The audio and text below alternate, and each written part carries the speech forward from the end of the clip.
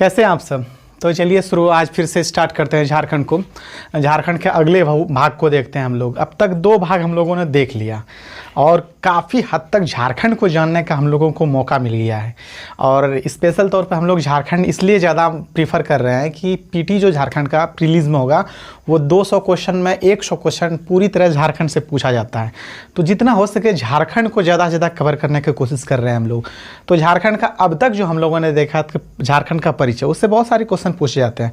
उसके बाद अगला जो देखा हम लोगों ने भूगर्भिक संरचना, काफ़ी इंपॉर्टेंट वो टॉपिक था भूगर्भिक संरचना। खास करके जब हम लोग देखते हैं कि झारखंड जो खनिज संपदाओं से पूरी तरह से भरा हुआ क्षेत्र है, किस तरह से झारखंड में किन किन क्षेत्रों में खनिज का अधिकता है और बॉक्साइट कहाँ ज़्यादा पाए जाते हैं, लोहे की मात्रा कहाँ पर ज़्यादा है, कोयले का जो एक रेंज है वो किस रीजन में ज़्यादा पाया जाता है। तो एक एक करके हम लोगों ने देखा उस वीडियो में। तो चलिए आज भी एक इम्पॉर्टेंट वीडियो होने वाला है, बहुत ही इंटरेस्टिंग वीडियो होने वाला है। तो आप लोग बिल्कुल दिल थाम कर भाई कम से कम एक कॉपी और एक कलम निकाल लें, ताकि हमारा ये कोशिश होगा कि जितना हो सके एक छोटा छोटा पॉइंट मैं आप लोगों को लिखाता चलूँगा। साथ ही साथ पूरी तरह मैप पे कोशिश करूँगा इस वीडियो में दिखाने का पठारी क्षेत्र कि झारखंड पठारी क्षेत्र है क्या। शुरू से हम लोग सुनते आ रहे हैं कि भाई झारखंड एक पठारी क्षेत्र है, तो झारखंड पठार क्षेत्र है क्या चीज़। तो इस चीज़ को भी देखेंगे और कैसे देखेंगे कि मैदानी भाग भी जिस क्षेत्र में हम लोग रहते हैं ये मैदानी भाग भी कैसे है। तो पूरी तरह से ये आप लोग तैयार हो जाइए, कॉपी कलम लीजिए और शुरुआत कर दीजिए मेरे साथ। तो चलिए तैयार हो गए आप लोग, तो फटाक से कॉपी कलम लीजिए और चलिए साथ हो जाइए हमारे साथ। तो सबसे शुरू में देखते हैं कि झारखंड हमारा टॉपिक जो दिया गया है झारखंड का पठारी क्षेत्र एवं पाट प्रदेश। तो इन चीज़ों को हम लोग इस वीडियो में देखेंगे। तो सबसे पहले हमने एक मैप भी बना दिया झारखंड का, एक छोटा सा मैप, बिल्कुल टेढ़ा मोड़ा है, समझाने के लिए काफ़ी है। बाकी मैं अच्छे से आप लोगों को मैप बनाने भी सिखाऊंगा झारखंड का। तो एक एक करके मैं इसमें प्रमंडल भी बताऊंगा कि कैसे कैसे प्रमंडल को बांटेंगे, जिला को बांटेंगे। तो सारा चीज़ों को आप लोग बिल्कुल टेंशन ना लें इस बात का। तो चलिए शुरुआत करते हैं। झारखंड हम लोगों ने यहाँ पर देखिए झारखंड में दे दिया है कि झारखंड मुख्यतः जो है वो 3 भागों में बटा हुआ है। यहाँ पर झारखंड जो है तीन त्रिस्तरीय इसको बोला जाता है, 3 स्तर पे बटा हुआ है। तो एक स्तर का कौन सा है, ये है पाट प्रदेश। और दूसरा कौन सा है, रांची का पठार एवं हजारीबाग का पठार। साथ ही साथ तीसरा जो है वो मानभूम और चाईबासा का मैदान। इसी चीज़ को हम लोगों को देखना है इस वीडियो में। साथ ही साथ हम लोग राजमहल की पहाड़ी को भी देखेंगे, राजमहल रेंज जिसको बोला जाता है। पूरी तरह से एकदम वीडियो बहुत इंटरेस्टिंग होने वाला है। आप लोग बिल्कुल कहीं मत जाएं और पूरा वीडियो देखें। और इस वीडियो में मैं ये भी बताऊंगा कि जो झरना है, जैसे वाटरफॉल है, जोहना वगैरह, हुंडरू वगैरह, जब जाते हैं हम लोग तो उन क्षेत्रों में पानी अचानक ऊपर से क्यों गिरती है, तो उस चीज़ों को भी हम लोग इस वीडियो में देखेंगे। साथ ही साथ देखेंगे कि पतरातू का वो घुमावदार जो रोड है जो ऊपर की तरफ जाता है, तो वो वहाँ पर उस तरह का आकार क्यों है, अचानक नीचे फिर ऊपर क्यों है। तो पूरी तरह से बहुत इंटरेस्टिंग इस वीडियो में आप लोगों को देखने को मिलेगा। तो चलिए शुरुआत करते हैं। तो पाट क्षेत्र सबसे पहले हम लोग देखेंगे इस वीडियो में कि पाट क्षेत्र आखिर कौन सा क्षेत्र है। तो पाट क्षेत्र जहाँ तक हम लोग जानते हैं, पाट क्षेत्र ये वाला इलाका कहलाता है।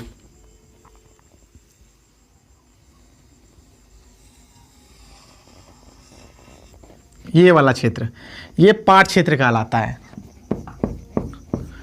मुख्यतः अगर हम लोग एक एक करके जब पाट क्षेत्र में एक एक चीज़ को देखेंगे पाट क्षेत्र में, तो उस समय जानेंगे कि कैसे कैसे पाट क्षेत्र में। फिर उसके बाद देखेंगे हम लोग रांची का पठार देखेंगे, ठीक है, और हजारीबाग का पठार कि जो 2 हिस्सों में बटा हुआ है दामोदर नदी के कारण। फिर उसके बाद देखते हैं हम लोग मानभूम और चाईबासा का मैदान। तो चलिए तैयार हो जाइए आप लोग। उसके बाद सबसे पहले हम लोग जान देते हैं कि आखिर पठार जो देख रहे हैं हम लोग, पठार होता क्या है। तो देखिए यहाँ पर मैं हेडिंग दे देता हूँ, एक पठार। और क्या जानते हैं हम लोग, मैदानी भाग।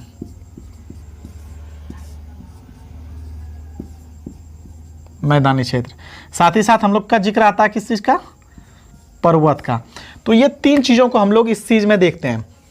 तो पठार उसे कहते हैं, पठार मतलब धरातल से उठा हुआ क्षेत्र हो, धरातल से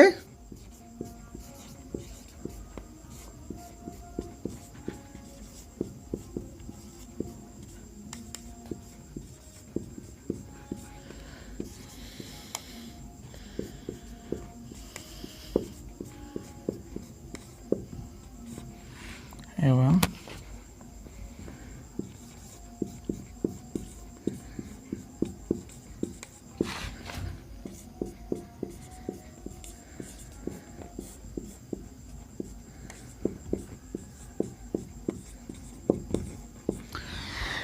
तो हम लोग देखिए क्या है, धरातल पठार उसे कहते हैं जो कि धरातल से उठा हुआ क्षेत्र, मतलब हम लोग मैदानी भाग में रहते हैं। मैदानी भाग में देखिए हम लोग के इलाके में भी पहाड़ है, बगल में बंसीपुर पहाड़ है, गोड्डा भी जाते हैं, आप लोग को रास्ते में पहाड़ मिलेगा, मतलब पथरगामा या देवघर, इन क्षेत्रों में आपको पहाड़ देखने को मिलेगा। तो ऐसा मतलब इसको पठार हम लोग नहीं बोलेंगे, ये पहाड़ हुआ, ठीक है। इसलिए हुआ कि ये जब हम लोग पर्वत आपको बताएंगे, ये देखिए ये अचानक ऊंचा होता है, फिर ये ढलान रहता है। हम लोग बस्सीपुर पहाड़ जाते हैं तो क्या देखते हैं कि पहाड़ पे चढ़ते हैं, अचानक जब उधर देखते हैं ऐसे ऐसे करके, तो वहाँ पर पूरी तरह ये ढलान लगता है। तो ये पठारी क्षेत्र उसको नहीं कहता है। पठारी क्षेत्र जो होता है कुछ इस प्रकार का होता है। ये देखिए अचानक यहाँ ढलान है, लेकिन जब यहाँ पर चढ़ेंगे धीरे धीरे ऊपर पे, ये नीचे से ये पहाड़ पे चढ़ेंगे तो देखेंगे यहाँ पर देखिए ये 100-150 किलोमीटर का एक बहुत बड़ा क्षेत्र है। वो समतल भूमि है, बिल्कुल समतल भूमि और बहुत चौड़ी भूमि है, मतलब बहुत ज़्यादा उसका आकार है। उस पर मतलब कुछ शहर बसे हुए हैं, गाँव बसे हुए हैं वो, और इसी को हम लोग पठार कहते हैं। मतलब एक मतलब पूरी तरह से वहाँ जनसंख्या वहाँ पर वास कर रहा हो, तो उसी को। अब पर्वत पे कभी देखें जनसंख्या पर वास करते हुए? नहीं, क्योंकि वो ना बिल्कुल, हाँ घर बना सकते हैं, एक आध घर से कुछ होना जाना नहीं है। तो हम लोग ये जानते हैं कि पठार उस चीज़ को कहते हैं जो धरातल से उठा हुआ, मतलब धरातल से उठा हुआ। अगर आप रांची जाते हैं तो रामगढ़ के पास देखिएगा, रामगढ़ का जो क्षेत्र है वो निचला क्षेत्र है, ठीक है। रामगढ़ का क्षेत्र यहाँ पर है, यहाँ। लेकिन जब रांची का पठार जाइएगा, 700-800 मीटर का औसत जो ऊंचाई है, वो बिल्कुल रामगढ़ से कुछ यूं करके चलती है ये बस, ये इस तरह। और बहुत प्रॉब्लम होती है बस वालों को चलाने में। यहाँ पर रामगढ़ का जब आप लोग वहाँ जो मतलब है जो पहाड़ी जो क्षेत्र है, वो घाटी, खास करके रामगढ़ घाटी हम लोग बोलते हैं, या फिर उसको अलग अलग घाटियों के नाम से जाना जाता है। तो उन चीज़ को जब पार करते हैं तो कुछ इस तरह बस ये इस तरह चलती है, ये यहाँ पर चली आती है यहाँ।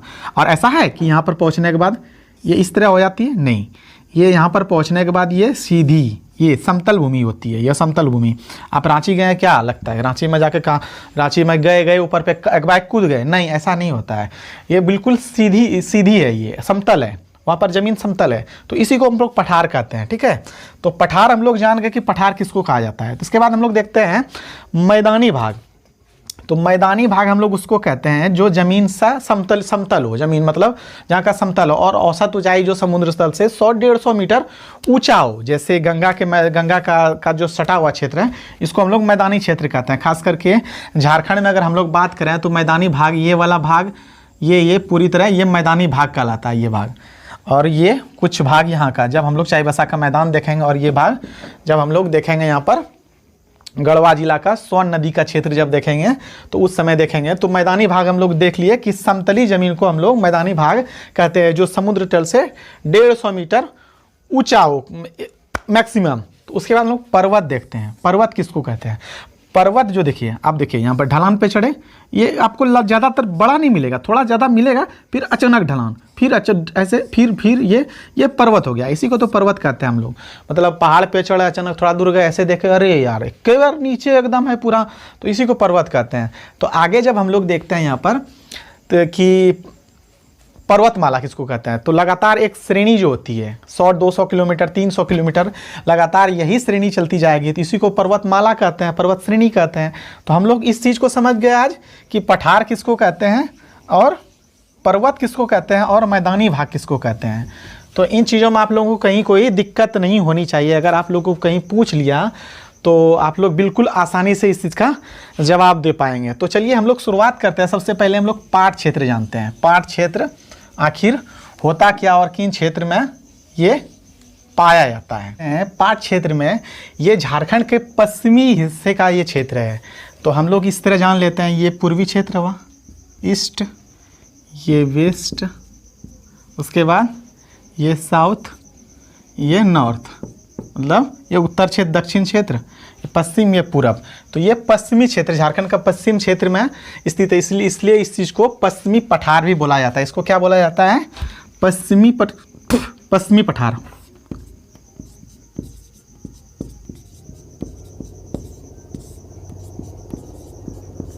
पश्चिमी पठार भी बोला जाता है इस क्षेत्र को, मतलब पाट क्षेत्र वाले क्षेत्र को पश्चिमी पठार है। और इसकी जो औसत ऊंचाई है वो है 900 से 1100 मीटर। औसत ऊंचाई है ये। अगर हम बात करें तो झारखंड में इन क्षेत्रों से ज़्यादा ऊंचाई मात्र एक पर्वत की है। पर्वत तो नहीं, ये पाट क्षेत्र है, लेकिन झारखंड में पारसनाथ पहाड़ी जो कि यहाँ पर है, यहाँ पर ये 1365 मीटर इसकी ऊंचाई है। बाकी इन क्षेत्रों की औसत जो ऊंचाई है 900 से 1100 मीटर है। तो ऊंचाई के मामले में अगर देखा जाए तो ये क्षेत्र बहुत ही ऊंचा है। और नेतरहाट की वादियों का क्या बात करें, बहुत ज़्यादा, मतलब अगर आप उगते हुए सूरज को और डूबते हुए सूरज का वहाँ से आनंद ले सकते हैं। एक पॉइंट वहाँ पर बनाया गया है नेतरहाट, और एक बेहतरीन स्कूल भी है। अगर आप नेतरहाट मतलब विद्यालय अगर जाइएगा तो एक घूमने का बेहतरीन मतलब जगह है नेतरहाट, इन्हीं क्षेत्रों में है। यहाँ पर नेतरहाट को आपको देखने को मिलेगा। तो मुख्य पाठ भी अगर हम बात करें तो इन क्षेत्र में नेतरहाट पाठ, जमीरा पाठ,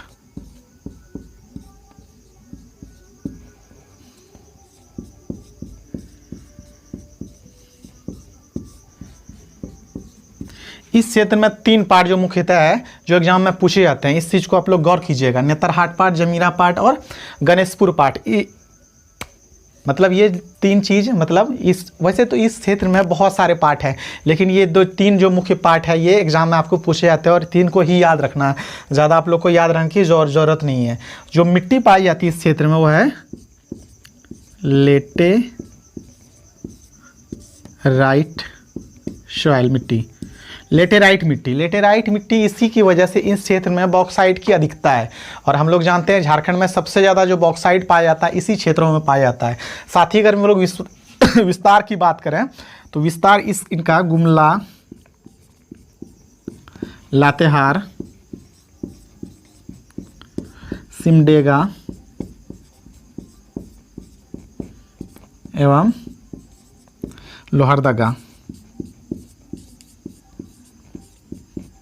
यहाँ पर विस्तार। अगर हाँ झारखंड के बाहर यहाँ जमीरा पाठ आपको यहाँ भी देखने को मिलेगा, लेकिन हम लोग छत्तीसगढ़ तो पढ़ेंगे नहीं, हम लोग बिल्कुल झारखंड पे यहाँ पर स्थिर है। तो झारखंड की बात करें तो झारखंड में ये इन जिलों में ये पाट क्षेत्र फैला हुआ है। नदियों की जहाँ तक बात करें पाट क्षेत्र में तो 2 नदियाँ यहाँ से निकलती, एक नदी यहाँ से निकल के ये इस तरफ निकल जाती है, ये शंख नदी है, शंख नदी।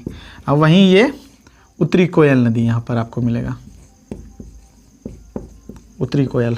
अब हम बात करें, देखिए ढलान, तो देखिए एक ढलान यहाँ पर इस तरह का भी ढलान है, यहाँ इस तरह का भी ढलान है। तो इस वजह से ढलान, जिस तरफ ढलान है उस ढलान की वजह से वो नदी उस तरफ बहाव ले जाती है। आप देखो यहाँ पर ढलान की वजह से ये इस तरफ, ढलान की वजह से उत्तरी कोयल इस तरफ बहती है, साथ ही साथ ये ढलान इस तरफ होने की वजह से ये शंख नदी इस तरफ बहती है। तो देखिए सबसे बड़ी बात है कि हम लोग पाट क्षेत्र, हम लोग देखिए पठार जब देखें तो पठार कुछ इस तरह का होता है और अचानक ये गिर जाता है। आप देखो यहाँ जो गिरेगा, यहाँ पर जो इस तरह ये नीचे की तरफ जो नदी यहाँ पर बहती हुई जा रही है सीधा नीचे चली जाएगी, ऐसा नहीं कि ये इस तरफ आएगी, ये सीधा इस तरफ नीचे चली जाएगी। तो यहीं पर यही तो जलप्रपात का निर्माण करती है। तो इस चीज़ को हम लोग देखेंगे, जलप्रपात जब पढ़ेंगे उस चीज़ों को वहाँ पर हम लोग देखने की कोशिश करेंगे। अभी हम लोग पाट क्षेत्र को हम लोग देख रहे हैं। तो पाट क्षेत्र आप लोग अच्छे से समझ गए, पाट क्षेत्र में किस प्रकार का मिट्टी पाया जाता है और क्या कौन सा क्षेत्र है और औसत ऊंचाई यहाँ का क्या है। इसके बाद हम लोग चलिए देखते हैं रांची और हजारीबाग का पठार। देखते हैं रांची और हजारीबाग का पठार यहाँ पर देख लेते हैं, ठीक है। तो रांची और हजारीबाग का पठार का जब हम लोग बात करते हैं, रांची का हजारीबाग का कौन सा पठार है यहाँ पर, तो हम लोग ये चीज़ देखते हैं।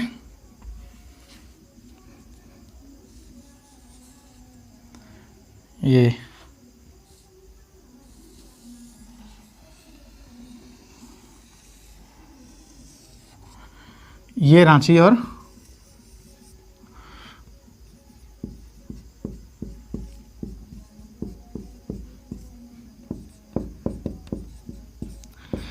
छोटा नागपुर का पठार किसी ज़माने में इसको बोला जाता था।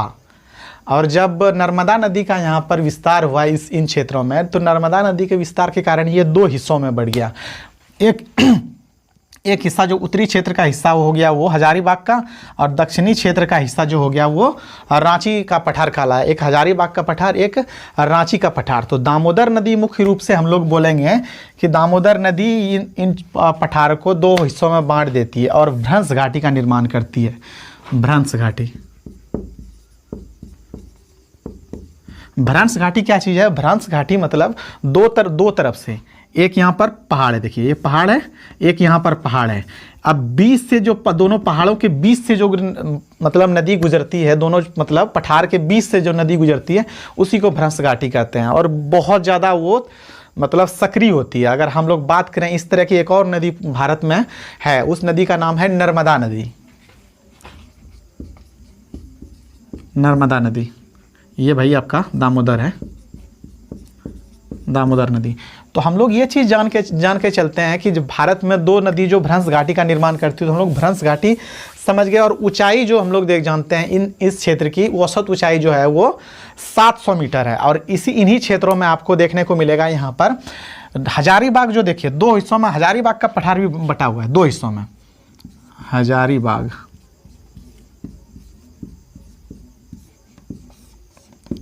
एक ऊपरी पठार और एक ये हो गया कोडरमा का पठार। वैसे अगर हम लोग बात करें, इसको हजारीबाग का पठार भी बोलते हैं और इसको निचला पठार और कोडरमा का पठार दोनों चीज़ बोलते हैं। तो ये हिस्सा भी दो हिस्सों में बटा हुआ है और ये कुछ इस तरह का है, ये इस तरह का है। अब देखिए यहाँ पर साफ देख रहे हैं कि ढाल बन रहा है ये, और ढाल बनने के कारण ये क्या है कि यहाँ से जो नदियाँ निकलती है ये इस तरफ गिरती है। इस यहाँ पर आप देखिएगा दामोदर नदी यहाँ से बराकर नदी निकलती है गिरिडीह से, ये आकर यहाँ पर दामोदर नदी में मिल जाती है। तो इन तरफ से जो भी नदियाँ निकलती है, खास करके रांची से भी जो नदी निकलती है, जैसे स्वर्णरेखा है, वो आपका यहाँ पर ये नीचे की तरफ चली जाती है। और स्वर्णरेखा नदी पे ही सबसे ज़्यादा आपको वाटरफॉल देखने को मिलेंगे, चाहे वो हुंड्रू फॉल हो, हुंड्रू या दसोम, जोहना, इस तरह के फॉल आप लोग को इन क्षेत्रों में दिखाई पड़ेंगे। इसका एक कारण ये भी हमने पहले ही बताया कि नदी अचानक इस तरह चलती है और अचानक ये गिर जाती है। अचानक गिरने के कारण ये वाटरफॉल का निर्माण करती है। तो सबसे ज़्यादा ये क्योंकि ऊंचाई वाला क्षेत्र, ऊंचाई से अचानक गिरता है यहाँ पर पठारी क्षेत्र से नीचे, तो यही तो निर्माण करती है, यहाँ पर वाटरफॉल का निर्माण करती है। तो इन क्षेत्रों में वाटरफॉल को हमने देख लिया। और हजारीबाग का जो पठार अब हमने देखा, तो निचला पठार जो है ये कोडरमा का पठार इसको बोला जाता है। और यहीं पर कोडरमा का पठार निचला पठार में ही आपको यहाँ पर मैंने पहले कहा था, यहाँ पर पारसनाथ पहाड़ी है, पारसनाथ पहाड़ी भगवान पार्श्वनाथ के नाम से पड़ा था, भगवान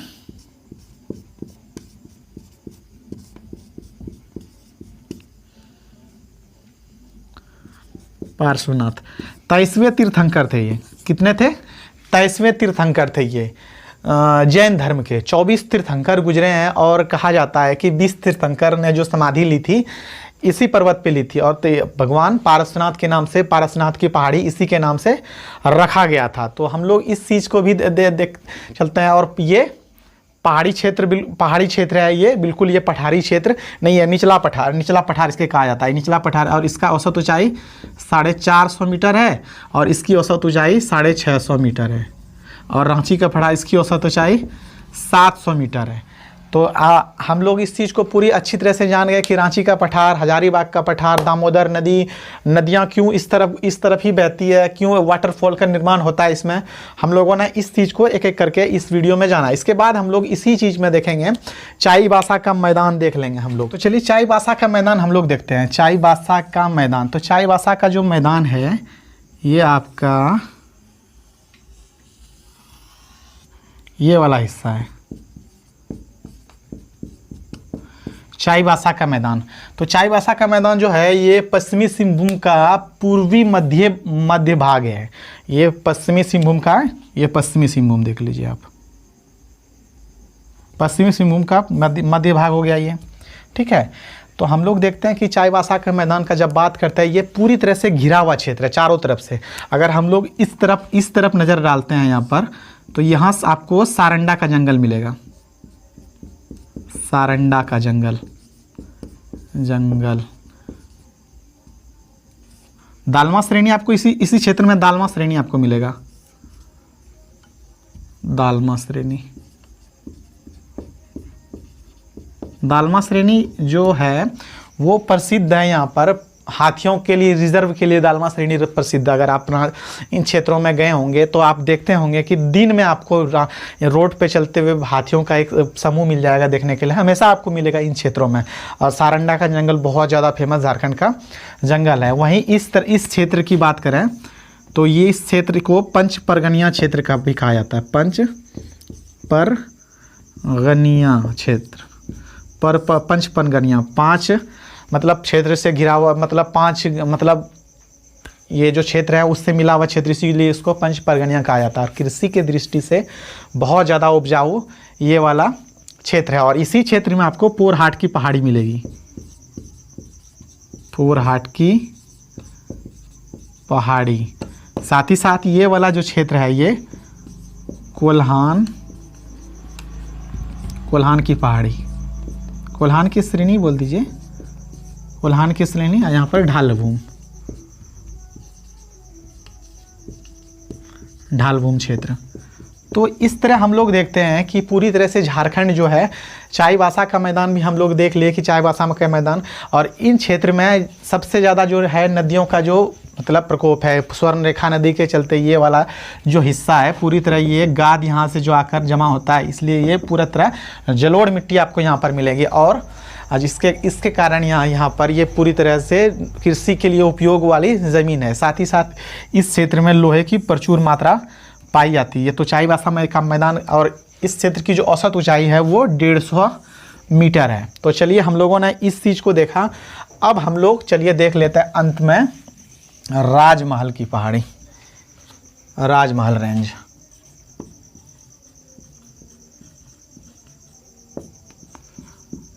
राजमहल रेंज औसत ऊंचाई अगर बात करें हम लोग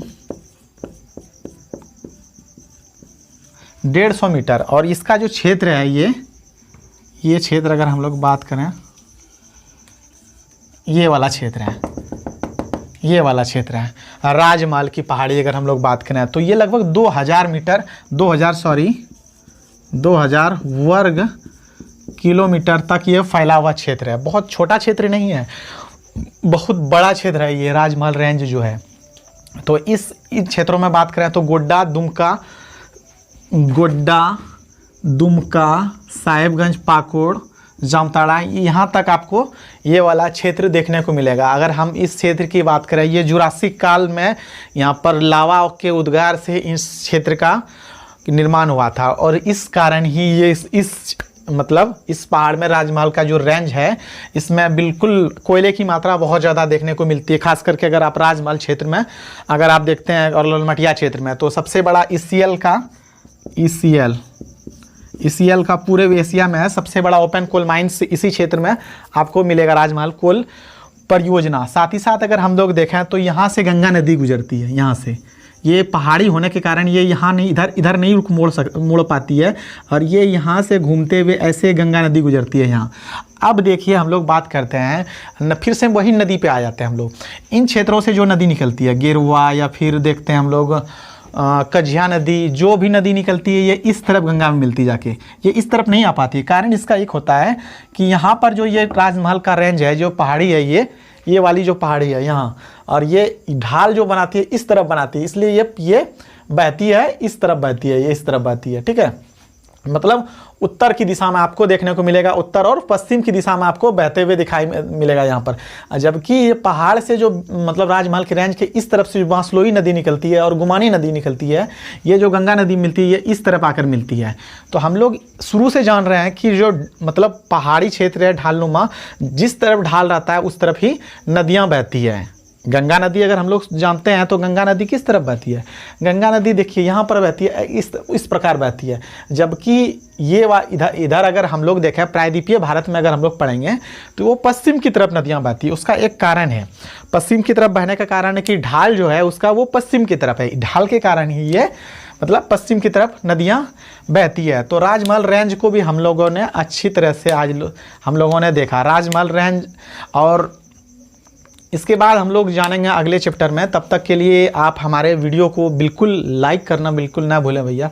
बहुत मेहनत कर रहा हूँ, कोशिश कर रहा हूँ जितना हो सके झारखंड को कंप्लीट करने का, और आप लोग भी मेहनत में साथ दें ताकि लगातार वीडियो मैं बना सकूँ। और जहाँ अगर कहीं गलती लगे, मिस्टेक लगे, बिल्कुल कमेंट बॉक्स में कमेंट करें ताकि हमें आपके सुझाव का इंतज़ार रहेगा और लगातार वीडियो बनाने में हमें मदद मिलेगी। और बिल्कुल हिचकिचाए नहीं। मैं भी एक साधारण गांव से ही हूं, ऐसा नहीं कि मैं कहीं शहर से हूं, और एक कोशिश कर रहा हूं बनाने का वीडियो कि साथ ही साथ हमारा भी एक बेहतर प्रिपरेशन हो और आपका भी प्रिपरेशन हो। तो आप लोग बिल्कुल हमारा साथ दें। और इससे ज़्यादा मैं क्या कहूँगा, हमारा जो चैनल है एडिटोरियल पॉइंट, बिल्कुल हमारे चैनल को भाई सब्सक्राइब करना ना भूलें। सब्सक्राइब तो कर लीजिए भैया, और बेल जो बटन है उसको एक दबा दीजिए ताकि अगला वीडियो जो है आपको जब मिले तो आप बिल्कुल देख लीजिए फटाक से, बीच में मत छोड़िएगा। कारण है कि मैं एक एक चीज़ों को, छोटा छोटा चीज़ों को बीच में बताता चलता हूँ, क्योंकि जो JPSC में आपको कहीं से क्वेश्चन अगर मिलेंगे तो आपको अगर कहीं से कान में सुनाई देगा ज़रा सा, तो बिल्कुल वो खटाक से आवाज़ आएगी, नहीं ये चीज़ मैंने पढ़ा था वहाँ पर, तो आप जवाब दे दीजिएगा। तो चलिए, शुक्रिया बहुत बहुत आपका और आभार हमारा पूरा वीडियो देखने के लिए। तो सब बखैर, अल्लाह हाफिज़।